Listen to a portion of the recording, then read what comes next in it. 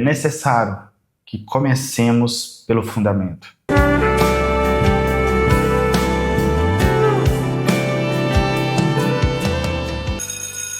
Boa noite, bom dia, boa madrugada, boa tarde. Não sei em qual horário você está assistindo essa aula, mas eu estou gravando ela aqui bem na madrugada. E sim, estão todos dormindo. E louvado seja Deus por isso, pela minha família, pela saúde. Eu espero que assim também esteja tudo bem com a sua casa, com o seu casamento, com o seu lar, se você for casado, com os seus pais, se você morar com os seus pais. Acredito que você também pode estar assistindo em meio à correria do dia, talvez passando por alguma dificuldade específica na vida, no ministério, no casamento, alguma dificuldade com os filhos ou até mesmo no trabalho. E louvado seja Deus, porque você não desistiu, você segue em frente e você está aqui para continuarmos crescendo juntos. Hoje vamos falar sobre o fundamento. Eu sei que nesse primeiro momento vocês estão ansiosos por entender os tipos de sermões, a estrutura, as partes e alguns termos técnicos até de um sermão. Mas é necessário que comecemos pelo fundamento. Quando você vê um prédio muito bonito, muito bem acabado, não vemos o fundamento, a base, a estrutura, mas ela é necessária. Se não fosse a base e a estrutura daqueles belos prédios que nós vemos, ele desabaria, ele viria ao chão. Ou seja, não adiantaria nada toda beleza, ela não duraria muito tempo, se perderia tudo. E na pregação não é diferente.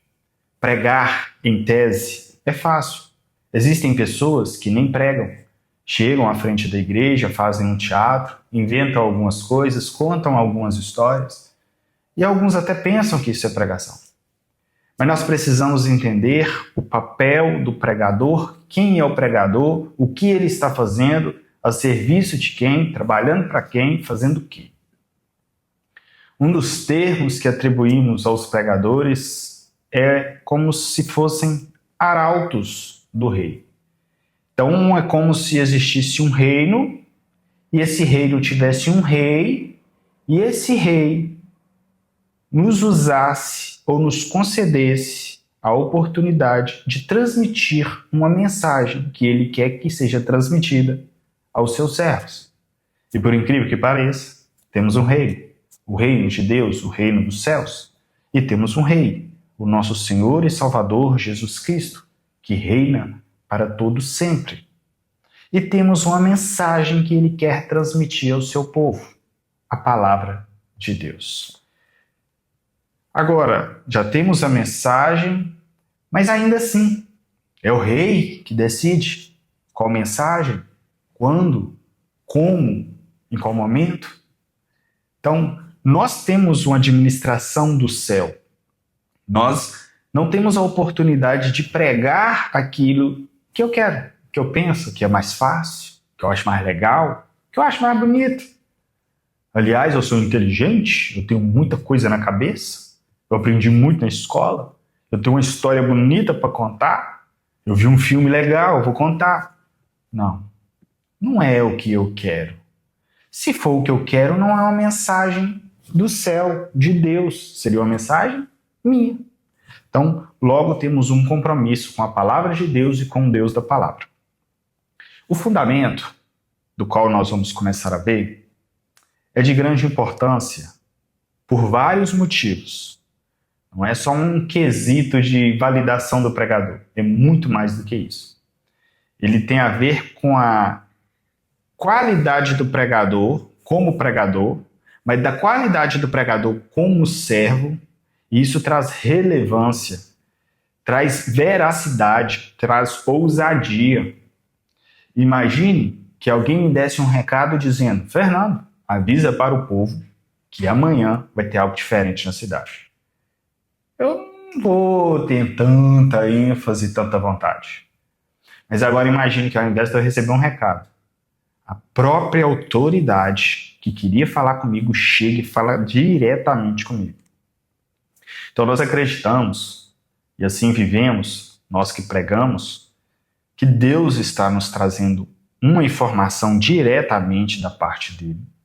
E isso nos reveste de poder e de ousadia, de autoridade, de desejo de anunciar essa palavra. E é isso que devemos fazer. Então vejamos os fundamentos.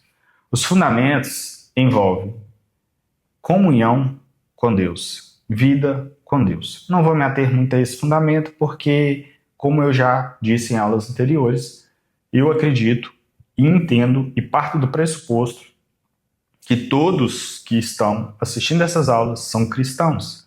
Ou seja, são pessoas que servem a Deus, são pessoas que adoram a Deus e são pessoas que creem em Deus. São cristãos verdadeiros. Porque senão não pode pregar a palavra de Deus. Então, partindo desse pressuposto, já considero que você serve a Deus. Comunhão com Deus é você, de fato, servir a Deus. Você congregar, você ter contato com a palavra de Deus, embora o contato com a palavra eu vou falar à parte, é um fundamento à parte. É sua vida de oração, de jejum, de devoção, de sacrifício, de evitar o pecado. Não é de ser sem pecado no aspecto de não pecar. Impossível. Nós pregadores, e inclusive é muito importante eu já te dizer este início, porque o inimigo vai tentar te parar te acusando ou te fazendo lembrar do passado ou dando ênfase em alguma falha sua do presente. E não é porque somos pregadores ou porque você é pregadora que você está isento de erros. Muito pelo contrário. Tem erros que somente pregadores cometem. Por exemplo, é comum de pregadores já mais antigos a soberba, o orgulho. Nós percebemos isso, mas nós precisamos entender que são homens, que são mulheres, que é natural não que seja aceitável, mas nossa natureza é falha. O próprio apóstolo Paulo entendeu que o espinho da carne que Deus não tirou era para que ele não ensoberbecesse. Ou seja, Paulo admitiu que se não fosse aquele mal que estava acontecendo com ele, ele iria assim, incorrer num pecado de soberba. Isso é o apóstolo Paulo. Não é qualquer pessoa falando isso. E ele admitiu isso em público. Teve coragem de admitir. Nós precisamos ter coragem de admitir. O que de fato eu estou fazendo aqui, admitindo que nós cometemos erros. Mas por outro lado, eu quero te dizer que o fato de você cometer erros ou de já ter cometido erros, embora você não pode ficar vivendo em erro numa perspectiva de que está tudo bem, não é isso. Mas o que eu quero te dizer é que não é porque você errou que você vai parar, não é porque você pregou mal que você vai parar, não é porque sem querer você falou algo errado na pregação que você nunca mais pode pregar, não é porque você falhou na primeira ministração que você vai parar de pregar, muito pelo contrário, tá bom? Então, entenda isso, que nós somos falhos, você vai errar, você vai falhar, precisa de arrependimento, busca Deus, isso aumenta a nossa dependência de Deus, e vamos percebendo e vivendo na prática também a graça de Deus. Assim, quando nós pregarmos sobre arrependimento, sobre pecado, sobre a graça de Deus, nós temos ainda muito mais autoridade para pregar. Então esse é o primeiro fundamento, comunhão com Deus, que eu acredito que seja o mais comum aí de eu não precisar entrar tanto nele, mas eu preciso só já deixar o quanto isso é importante para o seu ministério. Primeiro que uma das grandes dificuldades, principalmente quem está começando, é entender o que Deus quer falar com a igreja, ter confirmação de Deus, saber se Deus tá apoiando no aspecto de estar validando. Querendo ou não, isso é muito importante para nós pregadores. É maravilhoso quando percebemos que Deus está, vamos dizer assim, validando, dando um sinal positivo ou respondendo ao nosso preparo ou administração. Isso vai ser muito mais facilitado se você tem comunhão com Deus, se você tem tempo de oração, se você tem tempo de devocional. Você vai ter mais nitidez no entendimento de quando Deus estiver falando com você, te direcionando uma palavra, te direcionando um texto, te direcionando um tema. Quando você perceber que Deus está fazendo alguma escolha para aquele culto, para aquele momento, você não vai ficar tão inseguro, porque você vai entender que você não está sozinho, que o Senhor está com você, que Deus está ali com você, que o Espírito Santo está te sustentando. Então, a comunhão com Deus vai te facilitar tudo isso. E agora, eu quero me ater ao segundo fundamento. O segundo fundamento, que poderia até estar ligado à comunhão com Deus, é a palavra de Deus. Eu até nomeei no livro da seguinte maneira: vida com Deus e vida com a palavra de Deus, ou vida com a Bíblia Sagrada. Nós agora vamos estar falando sobre o segundo fundamento, e para o pregador é um fundamento necessário, que é o contato com as Sagradas Escrituras. Inclusive, gostaria de deixar um texto, somente um verso, Mateus capítulo 7, verso de número 24. Veja bem: todo aquele, pois, que ouve estas minhas palavras e as pratica, será comparado a um homem prudente que edificou a sua casa sobre a rocha. Nós, pregadores, precisamos construir, alicerçar o nosso ministério em cima da palavra de Deus. E como que nós vamos fazer isso? Não é só estudando, bem estudado, para o sermão. Porque quando nós estamos falando do fundamento da palavra, não estamos falando ainda de preparação de sermão. Aqui nós estamos falando do fundamento da vida do crente, do servo de Deus. Isso aqui é você tendo contato com a palavra, se alimentando como quem serve a Deus. Então, você está recebendo de Deus sem intenção nenhuma, sem ser para pregar para outras pessoas, você está recebendo para você. Em que isso vai te trazer de benefícios? E aqui muda a história dos pregadores.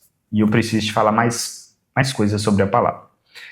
O que isso te traz de benefícios? Primeiro, sabe aquela dificuldade de achar um texto para pregar? Ih, que texto que eu vou pregar? E para esse tema, que texto que daria certo? Então, primeiro, não vai ficar faltando textos ou tema ou assunto para pregação. Porque conforme você for lendo e tendo contato com a palavra, alguns textos vão assaltar seu coração. Alguns textos vão invadir sua mente. Você vai para o trabalho pensando nele, você vai dormir pensando nele, você acorda pensando nele. Tá aí. Deus está te falando de modo especial naquele texto. E você já vai começar a desenvolvê-lo. Por mais que você estava lendo ou não para pregar, mas Deus acabou colocando aquilo no seu coração de tal modo que você possivelmente vai pregar aquele texto. Inclusive, se você for chamado de surpresa, você já não vai estar tão despreparado. Então, um dos motivos é esse: você ter boas escolhas de texto para pregar e muitas opções de texto para pregar. Um segundo motivo de benefício que isso vai te trazer no ministério é que, se você estiver pregando um sermão temático, que nós vamos ver ainda como que funciona, você precisaria ou buscar uma concordância, textos daquele assunto, ou na sua mente. Por exemplo, se você vai pregar um sermão temático sobre a vinda de Jesus, e você é um leitor da palavra, já vai vir alguns textos na sua mente. Talvez você vai pensar nas virgens prudentes, talvez você vai pensar na forma, na iminência que ele vai vir. Ou seja, sua mente já vai passar um filme de possibilidades de escolha de texto, de direções. Aí você já vai começar a pensar: mas eu vou falar sobre a vinda, sobre a preparação? Ou sobre como vai ser? Ou sobre os sinais? Ou como devemos nos portar diante desse tempo? Ou sobre como deve ser a nossa mensagem nos últimos dias? Ou quais as nossas preocupações? Então veja que o seu conhecimento prévio das Sagradas Escrituras vai auxiliar muito. Mas tem mais motivos. Por exemplo, quem está começando a pregar normalmente tem uma dificuldade que é o inverso de quem já prega há muito tempo. Veja bem, normalmente quem está começando a pregar tem dificuldade de pregar meia hora, 20 minutos. Para eles é uma eternidade. Porque a pessoa está nervosa. Não sabe como preencher o sermão direito ainda. E ela já tinha pouco conteúdo. E ela chega, não tem conhecimento das Escrituras como um todo. Ela começa a ler rápido, falar rápido, atropela tudo e se embola. já leu a introdução e já está na conclusão e acabou. Era isso. Obrigado, agradeço a oportunidade. Conheço histórias de pregadores que se tornaram grandes pregadores, mas que relatam que pregaram todo o sermão quando olharam o relógio. Tinham passado 8 minutos. Aí ele pensou, como eu havia falado para vocês, e pregou o sermão todo de novo, para dar 15 minutos. Então saibam disso, você que está iniciando, que sim, você pode ser que não vai sustentar o sermão por muito tempo, por muitos minutos. Claro que tudo isso nós vamos abordar, você vai estar totalmente preparado para isso e isso não vai acontecer com você. A não ser que você não siga as nossas direções, as nossas dicas. Tá bom? Então pode ficar tranquilo que aqui você está se preparando para fazer certo desde a primeira vez. Você não vai ter que necessariamente passar por essas questões, mas são questões reais. Outro benefício, que na verdade acabei dizendo, é sobre essa questão do quanto te agrega possibilidades de expansão do sermão. Você está pregando, você precisa contar uma ilustração, aí você menciona uma história, você está falando sobre o pecado, mas para ficar mais claro, você está falando como começa o pecado, aí você menciona o que aconteceu com Davi e Batseba, como que primeiro ele só olhou, mas aí você está falando sobre a consequência do pecado, aí você pode lembrar do que ele sofreu depois, e assim as coisas vão. Se você está falando de religiosidade, você pode falar de Eli, dos filhos de Eli, você pode falar dos escribas, dos fariseus, do filho mais velho, da história do filho pródigo, que ali estava representando os religiosos. Então, tudo isso vai te agregando assuntos, palavras, conteúdos. Ok? Então, eu poderia citar aqui uma infinitude de benefícios, mas eu quero te dar a receita também. Ok? Eu acredito que deveríamos criar um padrão de exigência. Que ninguém pudesse pregar sem ter lido o Novo Testamento inteiro. Mas que, na verdade, o aconselhável mesmo é que todos pudessem ter lido a Bíblia como um todo.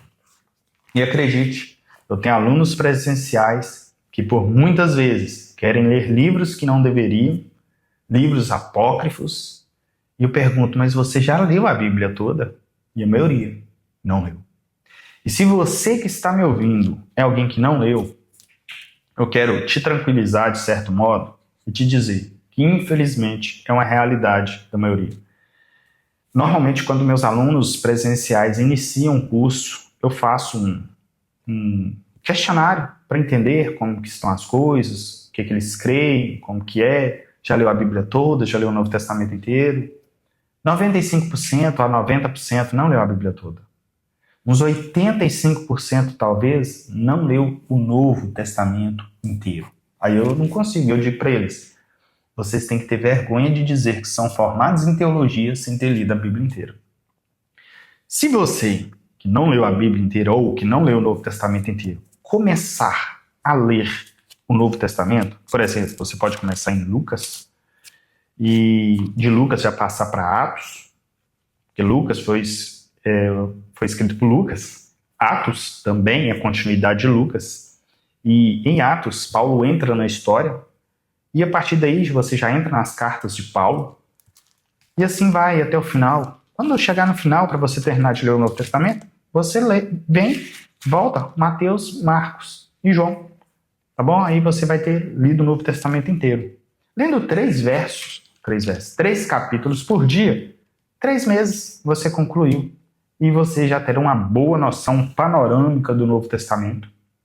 Já vai te ajudar muito nas suas pregações, já vai te ajudar muito teologicamente, para que você não fique inventando besteiras, heresias no sermão, para que você não pregue com certa insegurança. Sabe aquele pregador que só conta historinha, porque aí não tem teologia, não tem nenhum peso?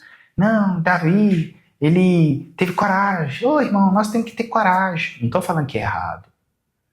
Mas não tem um nível a mais para nós acessarmos, ok? Então, se dedique a ler a palavra. Não estou querendo dizer aqui que se você não leu a Bíblia como um todo, que você está perdido. Não, eu estou te incentivando a fazer isso. E eu estou sendo muito claro para você, dizendo que isso é um fundamento que vai te abençoar muito. O seu nível de pregador antes da palavra é um, depois do contato com as Sagradas Escrituras é outro. E eu já disse em aula anterior também que uma pessoa que lê a Bíblia como um todo, ela queima para evangelizar, ela queima para pregar. E ela acaba iniciando nível 1, nível 2 e chegando aqui nesse nível que é o nível do nosso curso. Não por ele ser um nível. Não é sobre isso. Embora esse curso está sendo preparado para ser completo, por mais que ele seja acessível, muita gente talvez não vai dar valor. Mas no dia que você pagar um outro curso, pagando caro, muito caro, você vai lembrar daquilo que eu te ofereci de qualidade, acessível. E às vezes até abençoando sua vida. Às vezes até arcando um custo para você fazer esse curso. Porque tem custos, claro. Não vou entrar nesse assunto aqui porque o propósito desse curso não é dinheiro. Mas saiba que eu também preciso de viver um milagre de Deus para que esse curso não venha a deixar de existir. Tá bom? Então, ore também, tá? Não deixe de orar por esse projeto, por esse trabalho. Não deixe de ajudar divulgando, porque assim você vai estar nos abençoando muito, muito. Ficou aqui minha dica, meu conselho, meu fundamento, fundamento da palavra de Deus, fundamento de Deus para as nossas vidas, fundamento que você precisa para você estar alicerçado, fundamentado, para que você tenha ousadia, para que você tenha autoridade para falar, para você saber o que está falando, para que você não tenha dificuldade de escolher o texto, para que você não tenha dificuldade para montar o sermão, para que você não falte palavras e argumento enquanto prega. Porque sim, nós vamos chegar em partes do nosso curso, nós vamos falar sobre subsídios, sobre livros que nos auxiliam, sobre tudo isso. Mas isso vem depois do contato com as Escrituras.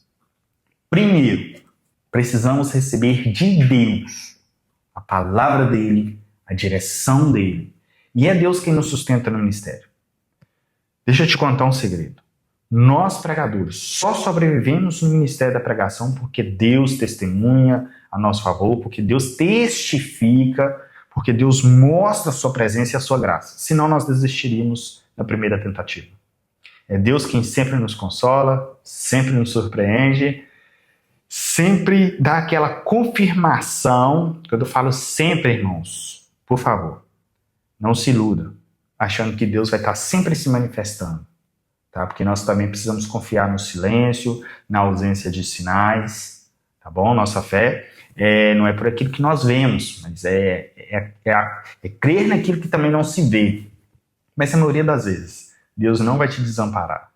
Deus vai te mostrar como que Ele estava no processo, como que Ele estava cuidando de tudo, como que aquela palavra que te deixou tanta dúvida, na verdade, era Ele que tinha escolhido. Como que você ficou aflito e sofreu tanto para preparar aquele sermão. Aí você vai entender. É porque o quanto aquele sermão era importante para aquele dia, para aquele povo. Gente, é glorioso. Quando Deus nos usa, na nossa simplicidade, na nossa limitação, isso é graça. E nós que somos pregadores da palavra, nós somos quem mais tem a oportunidade de viver a graça de Deus na prática. Quem somos nós para anunciar esta palavra? Quem somos nós dignos de anunciar uma mensagem do céu? Mas a graça de Deus nos concede esta oportunidade. Não desperdice, não faça de qualquer jeito. Não tenha coragem de contar uma mentira, de falar qualquer coisa, de ficar contando historinha, de ficar falando como foi seu final de semana na chácara, da comida que a sua mãe fez, do tempero que usou. Às vezes, se for condizente com o sermão, tudo bem. Uma ilustração. Você está falando ali de sermos sal e de repente você quer demonstrar como que algo que a sua mãe fez ficou muito bom por causa do tempero. É diferente. Mas você ficar contando historinha só para enrolar, irmãos, é algo muito sério. E outra coisa, se você contar quanto tempo as pessoas gastaram para se locomover até chegar para te ouvir, quanto tempo que elas estão te ouvindo, contando meia hora de um, meia de outro, meia de outro. Se for 100 pessoas, pensa aí, dão umas 30 horas. E você acha pesado gastar 2 4, 6 horas para preparar o sermão. Quantas horas o povo gastou da vida deles para nos ouvir? Nós precisamos nos dedicar a sermos sérios. É questão de vida ou morte. É questão de vida ou de morte. Os céus e o inferno aguardam o resultado da nossa pregação. Essa é uma palavra que eu me lembro de um livro, se não me engano, de Randall Robinson, Pregação Bíblica, que mexeu muito comigo. Pregação é algo sério. E que você seja sério no ministério, sério na pregação, tenha vida com Deus, vida com a palavra de Deus, que você usufrua de todos os benefícios de ter contato com Deus e com a palavra de Deus. Vale a pena. Cada segundo. Vale a pena para a sua vida e vale a pena para o seu ministério. E vale a pena para quem vai te ouvir. Senhor, meu Deus, eu quero te agradecer, Pai, por aqueles que não entenderam essa aula como uma chatice, ou como, para que isso? Mas aqueles que se sentiram, ó Deus, tocados e querem te buscar mais, que o Senhor se manifeste, que o Senhor abra as portas, e que eles possam ver um renovo do Senhor, um novo de Ti, ó Deus. Cuida da família, ó Deus, desse pregador, dessa pregadora, desse jovem, desta pessoa, ó Deus, que está preparando para o ministério, ainda, ó Deus, que não tem oportunidade de pregar, ainda que talvez não seja convidado, mas já está se preparando para se colocar à disposição. Meu Deus, cubra nossas casas, ó Deus. Abençoe este projeto. Abençoe, ó Deus, a vida desse homem, dessa mulher, que quando eles pregarem no microfone para anunciar a Tua palavra, o Senhor seja fortemente com eles e revista eles, ó Deus, de poder e de ousadia. Eu te peço, meu Pai, assim faça na vida deles e na minha vida também, porque eu preciso de Ti, ó Deus. Em nome de Jesus.